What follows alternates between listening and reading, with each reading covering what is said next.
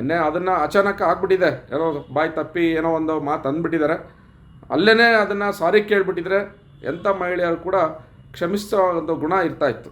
Lakshmi Hebbalkar madam ಅವ್ರಿಗೆ C T ರಮಣವ್ರ ಮೇಲೆ ಅಪಾರವಾದ ಗೌರವ ಇತ್ತು.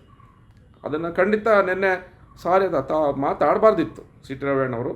ಆ ಮಾತಿನ ಭರಾಟೆನಲ್ಲೂ ಒಂದು ಸರಿ ಅಂದ್ಬಿಟ್ಟಿದ್ದಾರೆ. ಅಲ್ಲೇ ಸಾರಿ ಕೇಳ್ಕೊಂಬಿಟ್ಟು ಕೈ ಕಾಲು ಹಿಡ್ಕೊಂಡು ಅಲ್ಲೇ ಇತ್ಯರ್ಥ ಮಾಡ್ಕೊಂಡಿದ್ರೆ ಸರಿ ಹೋಗ್ತಿತ್ತು ಅನಿಸುತ್ತೆ. ಇದ್ರ ಜೊತೆಗೆ ನಮಗೆ ಒಂದು ಜ್ಞಾಪಕ ಬರ್ತದೆ, ಇವಾಗ ಕೋರ್ಟ್ಗಳು ನ್ಯಾಯಾಲಯಗಳ ಮುಂದೆ ನಾವು ತಲೆ ಬಾಗಲೇಬೇಕಾಗುತ್ತೆ. ನಮಗೇನು ಯಾರ ಮೇಲೆ ಒಂದು ದ್ವೇಷ ಇಲ್ಲ. ಹಾಗಾಗಿ ಇದನ್ನು ರಾಜಕಾರಣ ಅಂತ ಬೆರೆಸೋದು ಬೇಡ. ಆದರೆ ರಾಜಕಾರಣದಲ್ಲಿ ಹೆಣ್ಮಕ್ಳು ರಾಜಕಾರಣಕ್ಕೆ ಬರೋದೇ ಕಡಿಮೆ. ಅದರಲ್ಲೂ ಕೂಡ ಈ ಥರ ಅಪಮಾನಕರವಾದ ಮಾತುಗಳನ್ನು ಆಡಿರೋದು ತಪ್ಪಾಗುತ್ತೆ. ನಾವು ಕೂಡ ಅಸೆಂಬ್ಲಿನಲ್ಲಿ ಗಲಾಟೆ ಆದಾಗ ಲಾಸ್ಟ್ ಟೈಮು ಹಂಗೆ ಹರ್ಕೊಂಡ ಅಂತೇಳಿ ಅದನ್ನು ಬಿಂಬಿಸಿದ್ರಿ. ಅದರ ವಾಸ್ತವತೆಯನ್ನು ನೋಡಲಿಲ್ಲ. ನಾವು ಹಂಗೆ ಹರ್ಕೊಂಡಿದ್ದಲ್ಲ, ಅರ್ದಿದ್ದು ಅಂತೇಳಿದ್ವಿ. ನಂತರದ ವಿಚಾರಗಳು ಗೊತ್ತಾಗಲ್ಲ.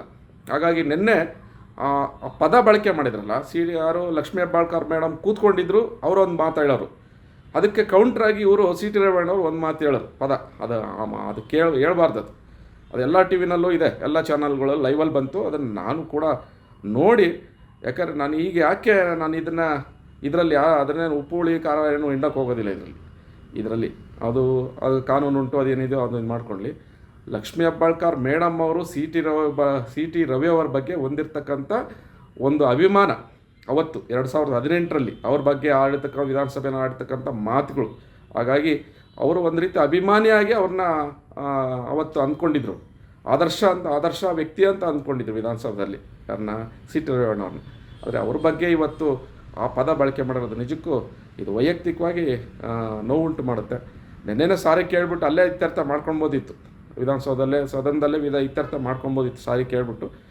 ಇದನ್ನು ಬೆಳೆಸ್ತಾ ಇರೋದು ಖಂಡಿತ ದುರದೃಷ್ಟಕರ. ಆ ಮಹಿಳೆಗೆ ಅಪಮಾನ ಆಗಿರೋದು ನಿಜಕ್ಕೂ ಅದನ್ನು ಕೂಡ ಭಾಳಷ್ಟು ದುಃಖಕರ. ಈ ಥರ ಘಟನೆಗಳು ಆಗಬಾರ್ದು. ಒಬ್ಬ ಮಹಿಳೆಗೆ ಅಗೌರವ ಕೊಡೋದು ತಪ್ಪು ಅಂತ ಸದನದಲ್ಲಿ ಪದ ಬಳಕೆ ಮಾಡೋದು ನಿಜಕ್ಕೂ ತಪ್ಪು.